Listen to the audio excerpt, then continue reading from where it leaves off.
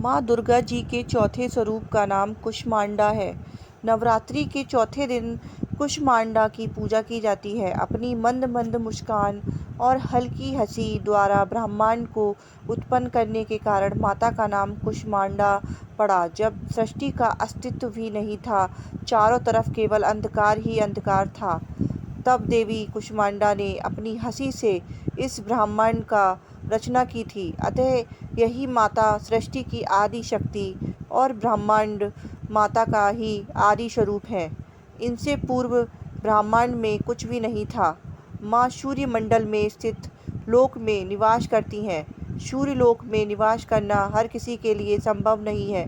ये केवल इन्हीं माता द्वारा ही संभव है। माँ के शरीर की कांति और आभा सूर्य के समान तेज और प्रकाशमान है। माता का तेज इतना ज़्यादा प्रकाशमान है कि इसकी तुलना करोड़ों सूर्य या किसी और की नहीं की जा सकती है। यहाँ तक कि बड़े बड़े देवी देवता भी माता के तेज को सहन नहीं कर पाते हैं। इन्हीं माता के तेज और प्रकाश से ब्रह्मांड की दशों दिशाओं में प्रकाश फैलता है। ब्रह्मांड की सभी प्राणियों, जीव जंतु और वस्तुओं में शक्ति इन्हीं माता का अंश है। माता कुष्मांडा आज भुजाधारी 8 भुजाधारी हैं, अतः इन्हें अष्टभुजा देवी के नाम से भी जाना जाता है।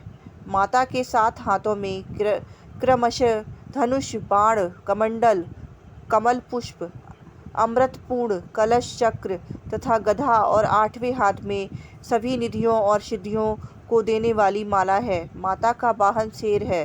संस्कृत भाषा में कुष्मांड कुम्हड़े को कहते हैं। नवरात्रि पूजा के चौथे दिन कुष्मांडा देवी की ही आराधना की जाती है। इस दिन साधना करने वाले अपने ध्यान को अनाहत चक्र से लगाते हैं। नवरात्रि के इस दिन कुष्मांडा देवी के स्वरूप का पवित्र मन से ध्यान और पूजा करना, पाठ करना चाहिए। माँ कुष्मांडा की आराधना करने से भक्तों के समस्त रोग और दुखों का नाश हो जाता है। माता की भक्ति करने मात्र से बल, बुद्धि, आयु और मान सम्मान की वृद्धि होती है। माँ कुष्मांडा का हृदय बहुत ही सरल है। वह थोड़ी सी भक्ति और सेवा से खुश हो जाती हैं।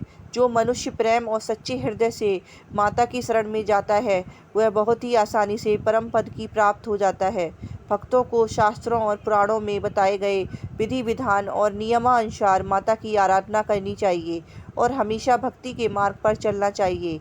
जैसे ही व्यक्ति माता की भक्ति करना शुरू करता है, उसे कुछ ही समय में माता की कृपा की अनुभूति भक्त को होने लगती है।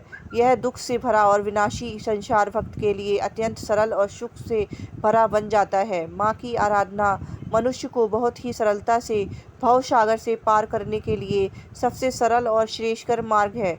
माता की पूजा कर मनुष्य को भय व्याधियों से हमेशा खत्म करके उसे सुख, समृद्धि और उन्नति की ओर ले जाने वाली है। इसलिए जो भी मनुष्य अपनी लौकिक और परलौकिक उन्नति चाहते हैं, उन्हें सदैव माता कुष्मांडा की पूजा करनी चाहिए।